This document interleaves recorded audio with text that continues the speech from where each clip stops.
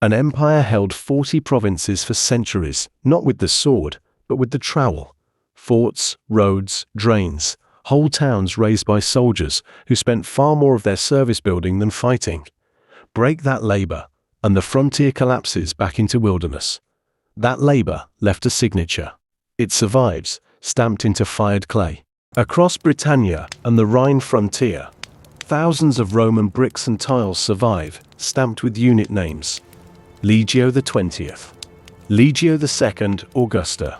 Not painted on a trophy, not carved into a victory monument, pressed into wet clay before firing, the way a manufacturer marks his output. These are not records of battle. They are records of industrial production.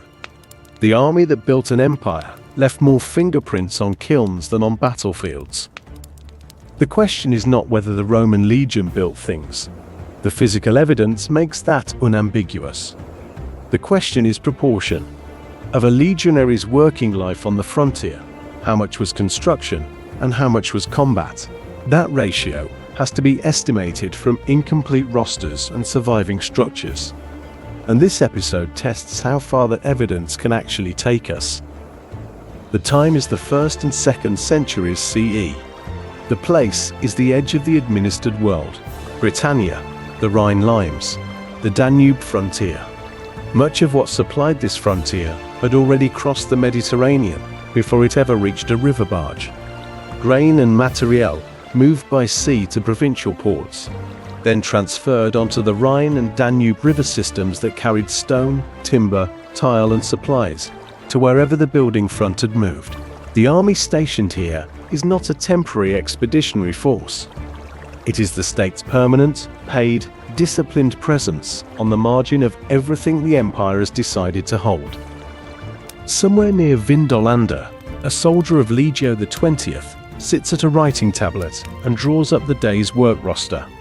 So many men to the clay pits, so many to the kilns, a handful on guard, several sick. The Dulabra, the legionary pickaxe, appears in the kit list, not stored separately in an armory, but carried as standard issue alongside the sword. The army's day, measured not in enemies, but in tasks. The mechanism was embedded in the legion's own structure. Legions carried their own surveyors, mensores, along with specialists, the sources call architecti and fabri. The Groma, a sighting frame on a pivot, allowed a small team to lay out a precise grid on open ground, from which a floor plan could be reproduced. Roman camps from Britannia to the Danube share the same internal proportions repeated across thousands of miles. The buildings they produced survive in their hundreds. Between campaigns and during long garrison postings, these units quarried stone, fired bricks and tiles in their own kilns, laid road surfaces, drove bridge piles, cut drainage channels, and raised granaries and bathhouses. No external contractor was required, because the workforce was already paid, already fed, already there. A legion comprised somewhere between 5,000 and 5,500 men. A recruit who enlisted under Trajan and served his full 25 years on the northern frontier would have lived through long stretches in which no pitched battle occurred. The surviving duty rosters, fragmentary but real, show working weeks dominated by quarrying, hauling, construction, maintenance and supply. But the structures themselves, Hadrian's Wall, the stone forts along it, the military roads feeding them, represent a volume of organized labor that the roster proportions help explain. A man who spent 25 years on the wall handled a trowel or a survey pole, on the available evidence, far more often than a drawn sword. Return to that Vindolanda roster. The men assigned to the clay pits are not all legionaries. The frontier building economy drew on conscripted provincial labor alongside soldiers, and likely on enslaved workers as well. The stone and clay were extracted from the province being garrisoned. Hadrian's Wall was built into a landscape belonging to people who had not requested it. The stamped tile is evidence of military industry.